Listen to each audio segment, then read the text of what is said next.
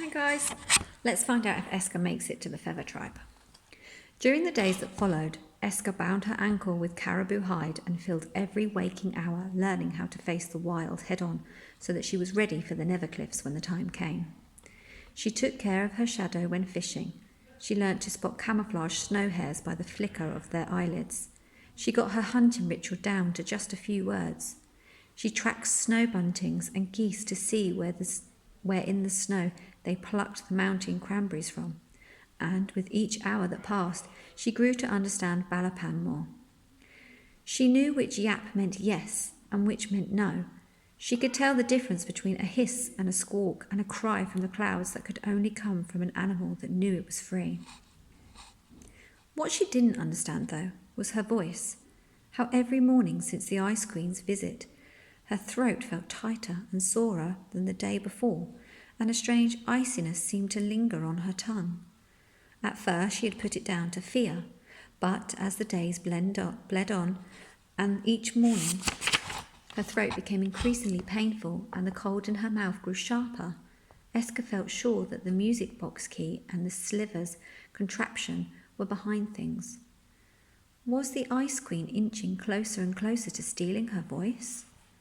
On the 6th morning after the Ice Queen's visit to the valley, the morning Eska planned to leave for the Nevercliffs, now that her ankle had healed, she woke to an almighty crash. She sat bolt upright in her bed and reached for the dagger under her pillow. The anthem from Winterfang was drifting through the valley, but Eska listened beyond that. There was another noise, a roaring, churning, raging sound, and it was coming from just outside the hideaway.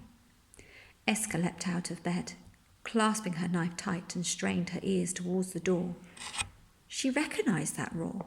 It was water, gallons of it, pouring down the valley. She edged towards the window and pulled the sacking back.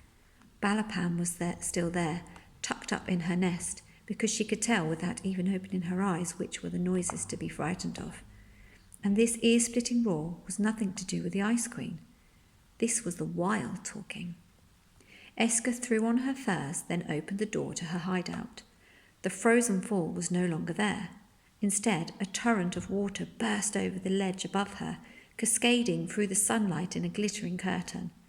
Eska pushed her hair back from her eyes and peered through the water.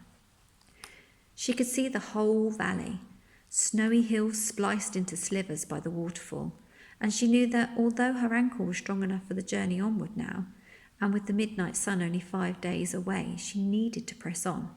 She would miss these hills. They'd come to feel a bit like home. She cast her eyes towards the largest hill, the one whose snow still clung in knee-deep layers, and blinked. She could have sworn she saw something dark moving across it. She squinted harder. These shapes weren't moving like animals. They were moving unmistakably like humans. Eska swung her quiver over her shoulder, then crouched in the opening between the rock face and the waterfall. Balapan's eyes were fixed on the hillside. Whoever was out there, the eagle had seen them too. For a while, Eska just watched, but when 2 figures swung into clear view round the middle of the hill, she frowned. They were a long way away, but even from this distance, Eska could see that they weren't especially tall, and they weren't clad in ice armour either. "Members of the Fur Tribe?" she whispered. Eska watched the figures slogging through the snow. Then she listened to the Ice Queen's anthem and thought of the command the Queen had given to her guards. Were the Fur Tribe still safe now that Tusk's guards patrolled the forest? She knew that she shouldn't care. This was the tribe that had cast her out, but somehow she did, despite what had happened. She glanced up at Balapan. "Come on, let's take a closer look. I need to know that Flint and his tribe are safe." Eska strode off. The eagle didn't follow, but the pull of the other people drew the girl away from the waterfall. She kept to the rowan trees at first, and when out in the open she darted between rocks and ridges. She couldn't risk being seen just in case the figures were in fact tusk guards. But when she reached the foot of the largest hill and squatted down behind the boulders at its base, the remains of a long-ago landslide, Eska heard Balapan cry, high-pitched, drawn out, It was a warning. Esker scoured the hillside for the figures and saw them halfway up, 2 dots against the snow. The Ice Queen's anthem drifted away. Then there was a loud grinding sound, and, before Esker could even cry out, an enormous chunk of snow broke free from the summit and began sliding down the hill. The figures ran, but although they were nimble and fast, they couldn't outpace what was coming, because this was no ordinary avalanche. This was a hillslide under the Ice Queen's control, and for some reason it had waited until now to attack. The snow swallowed everything in its path, and as it surged down the hill, it seemed to gather itself up into a roaring mass of white. Esker's mouth dropped open. The avalanche was full of faces built from the snow itself, horns and fangs and bulbous noses, hooded eyes, pointed ears and gaping mouths. And there, leering forward, spreading jagged wings, was the snow that roared around them. Realising that the avalanche was now only metres away from the figures below, Esker leapt up onto the boulders, her instinct to help overcoming her fear of who those people might actually be. "Move to the side, not down," she yelled. "You can't outrun this." But her voice felt sticky in her throat, as if the words were only just struggling out. She darted round the side of the hill and threw her arms up into the air. "Over here," she cried. "Over here."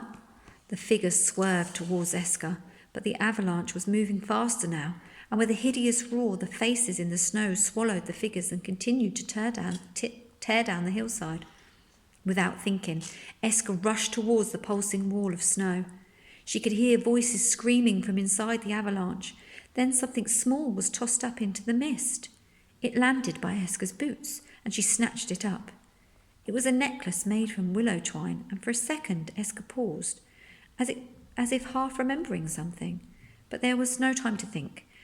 If she didn't yank the victims free, they'd suffocate or be dashed to their deaths on the boulders at the bottom of the hill. She charged upon the mountain, ignoring the spray of ice on her face and the cries of the golden eagle circling above. Then she flung her bow to the ground, and as the avalanche reared above her, she fixed her eyes on the figures tossing and turning at its edge, and charged to its throes.